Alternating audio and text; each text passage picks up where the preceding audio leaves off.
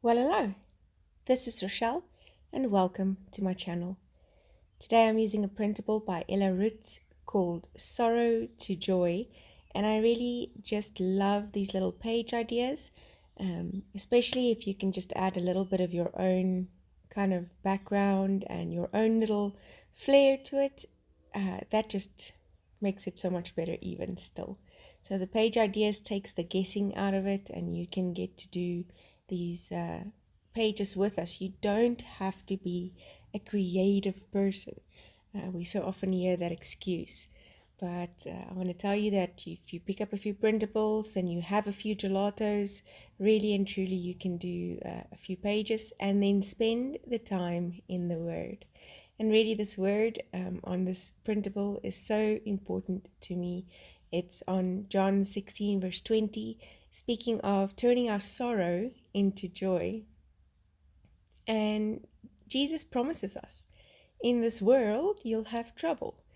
And then he says, take heart, be excited, be happy and full of hope and encouragement, because God has overcome the sorrow, and so he will turn our sorrow into joy. So like I said, I'm following the page idea. It's really easy, and if I can do it, anybody can. It's really fun. I just did a smushing technique in the background. I took 3 gelatos, scribbled them onto just a very inexpensive piece of packaging. I always call it my most expensive toy. I learned that from Yavilna Nolte. She also says her most expensive tool. So just scribbling on the non-stick surface, spritzing a little bit of water on it, mixing a little bit with my finger. And again, gelatos are great because you can just wipe it off. It doesn't stain your fingers. It's water-based, so it's great for that. And then just kind of smushing it onto the page. Smushing just means turning it over and letting it touch the page randomly, not in one big blob. And the nice thing again about gelatos is that you can build these colors and use different colors together, and it doesn't necessarily make mud if you allow just a few seconds drying time, which is the time that you scribble on for the next one already. You can build those colors. So yes, just laying down some of these faux washi strips. I love faux washi strips for this reason. I love washi. Have no idea why. There's no rhyme or reason, and it doesn't have to be. That's okay. But I hate that I have rolls that I've used once and then they stay there for a while. So these faux washi strips on a page is really so cool because you have just enough of what you need for the layout, and if you really need some more, you can print it again. I am cutting the outline on the Sorrow to Joy just a little bit smaller. I wanted it to be just a bit more or a bit less white space so that I can make it pop in a different way. And after I've kind of created the cluster, I am happy with that mine sort of looks like I want it to look with my background and the strips and everything else. So now it comes time to stick these things down.